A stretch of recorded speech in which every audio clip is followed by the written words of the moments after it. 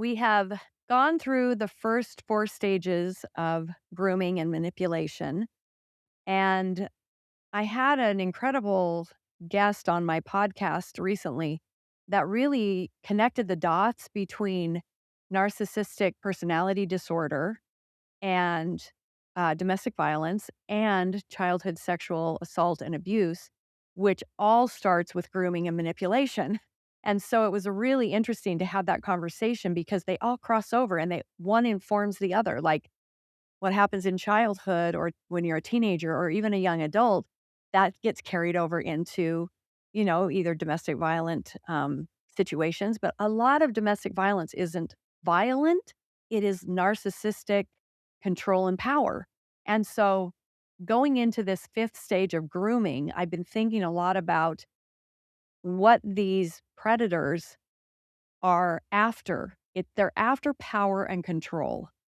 And so the fifth stage of grooming and manipulation in the case of um, you know, child sexual abuse, which I mean anybody 25 years of age and younger when I say child, is that the fifth stage is to initiate now the sexual contact. So when the power over the child, the intended victim, is established. So now there's power. They have to have the power and the control to do stage 5. That's when the emotional connection, the coercion, um, begins. So this emotional connection has given them the power. Now they're going to coerce or using another tactic, they're going to initiate the sexual contact. So the perpetrator might initiate a physical contact with the victim, like very subtly, like putting, their hand on the child's knee or on their shoulder, patting their back. Or maybe they just start, standing really close to the child, or they might stand too close to the child and they might hug them maybe from the side or maybe full on for just a little too long. And you know, it just is a little bit too much. And maybe it's out of sight of the parents or, of course, it can also be a parent. But this kind of sexual touching starts to escalate and it gradually will progress. It'll progress into tickling or, let's watch a movie and under the blanket, the perpetrator's, hand might move up the leg and maybe into a fondling. Um, you know, maybe it's only just rubbing the leg. Maybe it doesn't go clear to the sexual anatomy just yet, but they do this slowly because now that they have established their power and their control over the victim, they will escalate things as much as they can in plain sight. It will look like it's not a big deal. One of the examples in my own story is when we had the sleepover and we are on the trampoline. And of course, this is before, we're just all best friends. I mean, we hang out at the Birchtolds' house every day, or they come to our house, or we're at the park, or we're going on a family picnic, or we're going to go boating, or, we're going to do something together. We had so much contact with their family because that's how B was exerting the power and control over all the members of my family, inviting us, to go out to dinner, inviting us to go to a movie, inviting us to do ice cream, inviting us to, hey, let's get together this weekend and celebrate your mom's birthday. You know, um, Using somebody else in the family as an excuse to get together. One of his kids having a birthday or a special occasion, or going to Jan's play or musical, and then let's go out to have treats afterwards and celebrate how wonderful she was in the play. Now he's appealing to the whole family in a way that starts to exercise power and control because he's spending a ton of time with us. So one of the nights, I must have been maybe only 10 or 11. I don't believe I had turned 12 yet because, that was in July, and then he kidnapped me for the first time in October. So this was definitely either my 11th year early on or maybe at the end of my 10th year because we did sleepovers. We had those. It wasn't like this was the first sleepover we'd ever had. Um, but we were on the trampoline, so it was definitely warm weather, and, we were out in the sleeping bags, and all the kids are there, and we've all got our sleeping bags on this big, gigantic trampoline. They had a trampoline, we didn't, and he just must have done something because I woke up and my panties were, like, down, my legs, and it scared me, and I don't remember, looking at him like, "Is he inside of my sleeping bag?" I don't remember that. I remember him being there, like, on the trampoline, as if he was kind of like maybe he just told us a scary story, one of his alien stories that he'd always tell us, because 'cause he'd do it all the time, and he'd find a way to be, the Pied Piper of all the kids.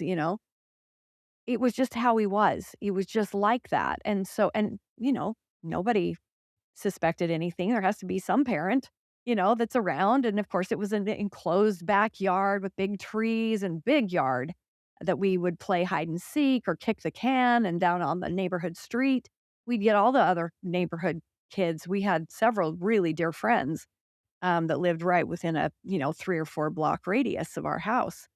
And so these were things that we were used to doing. We were used to getting all of our friends together and playing outside in the dark. And he just knew how to take advantage of something like that. And so when I woke up and, everything was twisted up, I I I I got out of my sleeping bag and I was scared and, I pulled up my panties and I ran into the house. And it was at that point that I that his wife at the time, was right there in the kitchen because they had stairs that went up to, like, a deck, and then as you went in the door, it was kind of a great big living room and kitchen area, and, the anyway, the little deck was kind of off the side, and, um, and so, running up those stairs to go up the front door, or I could have gone. I think they also had a downstairs, if I remember correctly, they also had a downstairs, you know, um, I don't know if they had a downstairs door. I think you had to go up those stairs and then go in through the door that was kind of in the living room, kitchen. It was kinda connected, one great big room. And I remember she was there, and she was I don't know, I remember she was in a nightgown, like a silky kinda whitish colored nightgown. I don't know why that's the memory I have. And she was standing there with maybe, I don't know, I I I mean, I don't know what if she was getting a drink or something because it was pretty late. All the other kids were asleep, outside on the trampoline, and she said, "Oh, are you okay?" And I just went right over to her and gave her a big, hug, hugged her around the waist like I would, my own mom. I just felt so comfortable with her. And I just said, I don't know. I had a bad dream." I think I said something like that. I had a bad dream. And she said, "Oh, well, do you want to come and sleep inside with me? Do you want to come and get in bed with me in my room?" And I said, "Yeah, I wanted to. I wanted to go and sleep by her." And so, interestingly enough, all of a sudden there was B in the same, ca- coming in from outside, and came in, and I have 2 memories of this whole experience. After waking up, I remember waking up and being scared and not really knowing why I was scared. So I remember going into the house and she was standing in the kitchen and telling her I had a bad dream. And then I remember her, asking me because of that, if I wanted to sleep with her, and I said yes. And then I remember the second really vivid memory was her kinda taking me around the shoulders and basically kinda looking back over her shoulder at him, and kinda that look, and him and B saying, I could see that she was, like, having some kind of a nightmare because she was twisting around, and so I went out there to see what was wrong because I was looking at the kids, checking on them through the window, and so I saw Jan, she was all, like, twisting around and whatever.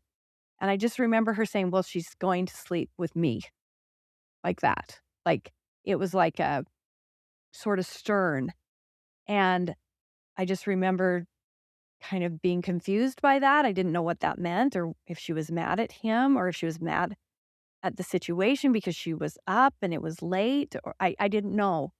And of course, looking back in hindsight as an adult now, looking back on it, I'm like, she must have known that something was wrong with him and going on because they had moved several times. And she's one of the last people that I processed at this retreat that I just did a live retreat at our bed and breakfast with 14 others from my online community members that came, and we processed, trauma. We processed our childhood abuse and incest and rape and trafficking. And I mean, I have survivors that have had all of those experiences, and they came. And I had written about this experience in what's called a burn book. And it's a book where you get some prompts and you answer a few questions about something that is still like bothering you or something that's still coming up in your present life that is connected to, your past, and processing that particular experience and realizing that if she knew something, but she was too scared or too uneducated to know what it all meant, or if it was, I don't know the extent of what she knew, but she knew something. And I had written out that story about the trampoline and that night and going into her bedroom, their bedroom, and sleeping by her in the bed. And I don't remember Berchtold ever coming in and getting in that bed. It was his master bedroom with his wife. I don't remember him ever coming in, but I definitely slept the rest of the night in that bed. And I look back on how it was going to escalate from whatever happened in that sleeping bag that night, which I don't remember anything but waking up, feeling scared, and being twisted, that my underwear was twisted and down, it wasn't in the right place. That's what I remember. Um, and then going and sleeping the night in that bed with her, and what did she know? And could she have saved me from what was going to happen later, you know, by the time I was 12 and kidnapped and then raped by him hundreds of times? Did she know that that was gonna happen? I was really I was trying to process it. I've been trying to process it for a while now. And so it was one of the pages in my burn book that I had not been ready to let go of, because I hadn't fully processed through it. And so, you tear out the page, this is part of the retreat and the program that I guide people through, and it's based on, um, a program that Melody Ross, who did the Brave Girls program and did lots of wonderful things and still does, helps people process trauma. And she wrote a really beautiful, um, uh, program it's called soul restoration, to restore your soul. You're trying to restore what was taken from you, what you missed out on, what hurt you, and it's really good. And so this burn book, um, you get to write these various experiences that as they come to you, over time, and you can, do these sort of healing retreats over and over and over again because there's always something more to process, right? And I just have looked back on that experience a number of times, wanting to believe that she didn't know anything. That's always been where I've wanted to be because, she was so sweet, and she had, her 5 children were our best friends also, and she was somebody that taught me how to paint ceramics and how to make the most delicious, I think they were, I don't know, they were ginger snaps, or no, they were snickerdoodle cookies. We did those kind of things at their house. And she was just, the sweetest person, but I just couldn't process how she knew something. And why don't people tell? Why don't they go and tell on, you know, the person? Well, of course, he's her husband. He's the provider and all of those reasons, and that I had given her all of these free passes all through my life, until like the last like 2 years. I've been trying to process, who was she in this when this happened to me?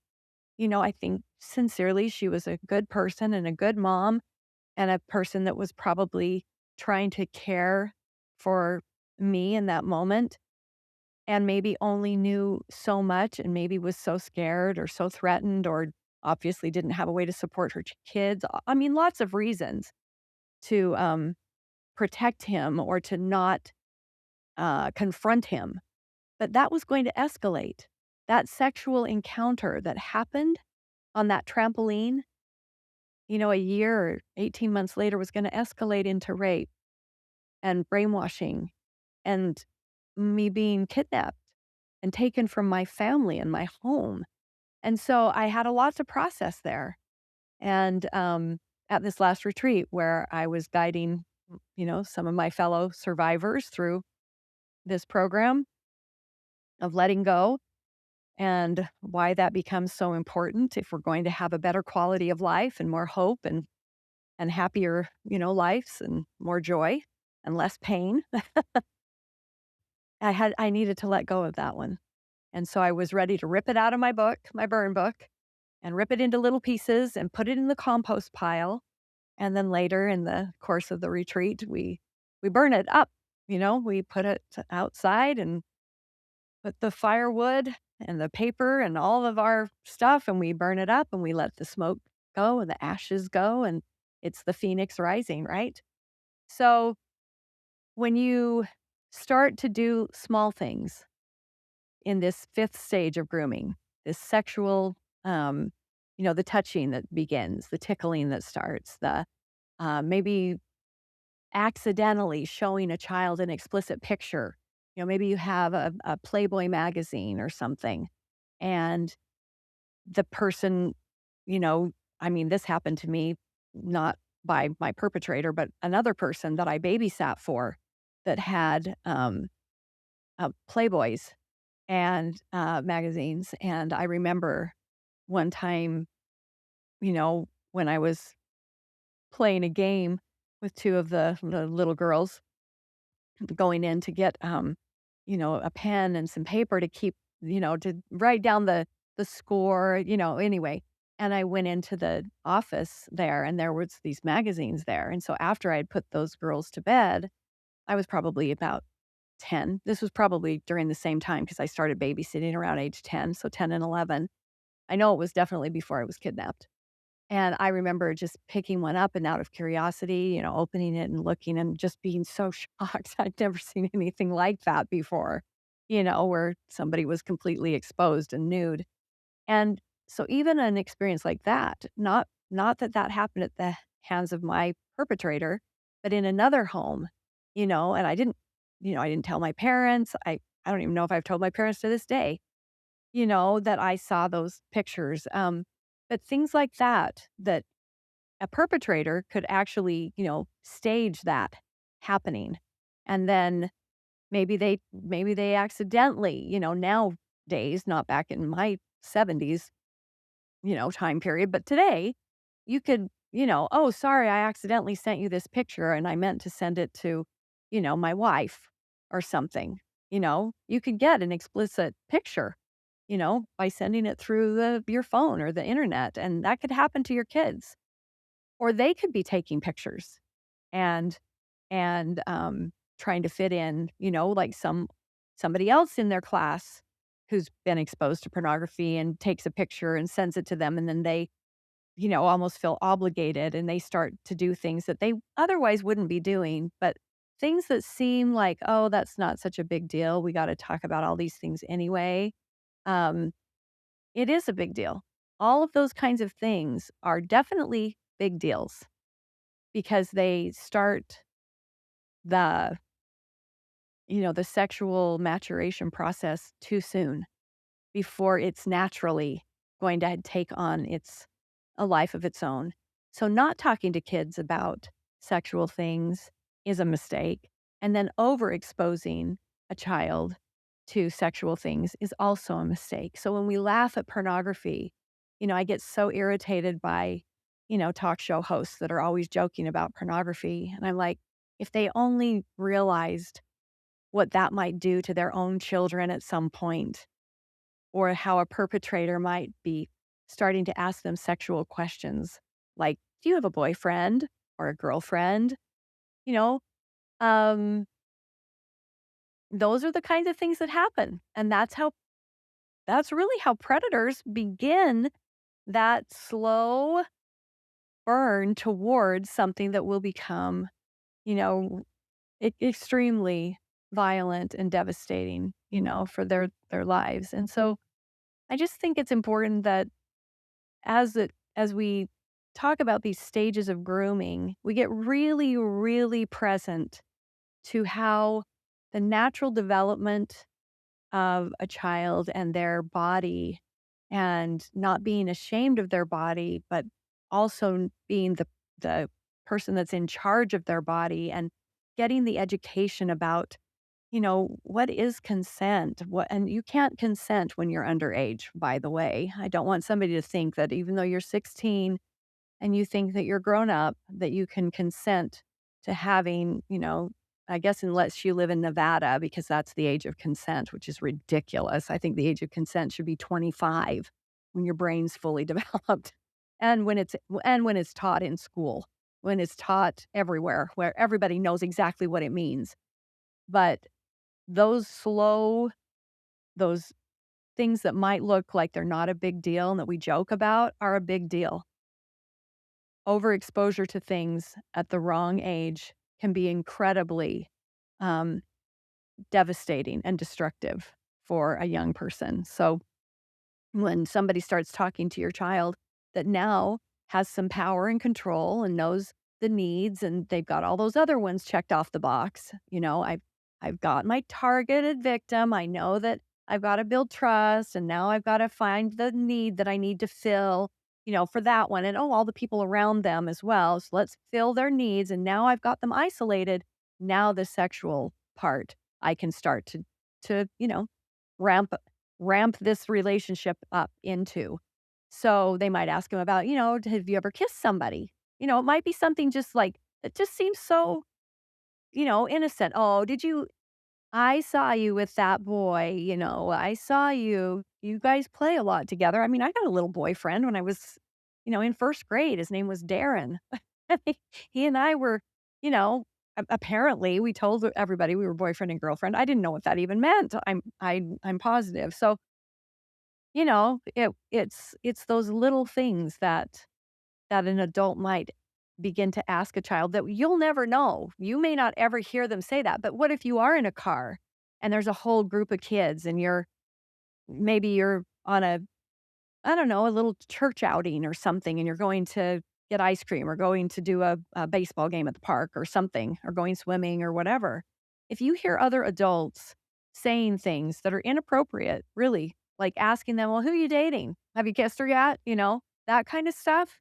You really need to educate people and yourselves that anytime that you start to get into an intimate question, that question could become more and more graphic if everybody in the car or everybody that's sitting around the swimming pool just laughs and goes, "Yeah, tell us about it. How was it? She a good kisser? Or was he a good kisser?" You know what? I mean, it's normal and natural for kids that are the same age to talk about the same age stuff. But if one of the kids has been over sexualized already or exposed or maybe is experiencing abuse, they may bring up a topic that isn't okay. So you just have to have this hyper awareness. And because things will get more and more graphic, and a lot of abuse does happen, where not always is it an older sibling or an older cousin. It can be somebody that's younger, but has some experience because they probably had some kind of abuse happen to them. And now they're going to try it out on their, sibling or their cousin or something. And so knowing that they will need help as much as that child that gets perpetrated upon, because they're all underage. They're all in that highly sexualized content that is flowing through their phones all the time. And they become more and more graphic with each other. And then it's just easy for just an older person, that acts kind of like a teenager all the time. That's how I look back on Birchtold, and that's how he was. He was kind of like he was trying to be a teenager or something. And that's how you always felt he could make you feel like a teenager, And my dad said that one time to me. He's like, he could just make you feel like you were, like you were 16, 17, 18 years old again, like you were carefree and the world was your oyster and whatever you were doing was just, that's just what it's just kid stuff. And it's not. it really does make a difference if a child has a childhood and a tween has a tweenhood and a teenager has a teenage experience, not with an older adult who is grooming and planning to perpetrate, because they're not going to be able to be a match to see through that. And we're starting a campaign of, 365 days of grooming and manipulation. And this will be one of those topics that we will talk about over and over again, about how the sexualization begins and how it escalates and how it becomes more and more graphic, and that sexual contact is the ultimate goal of that manipulator, that predator, that perpetrator. So that's the next stage. Stage 5, initiating sexual content or contact, and they do that with sexual content. And that can be delivered to young people in so many ways now. So I'm just encouraging everybody to understand that too much exposure too soon does have very grave consequences.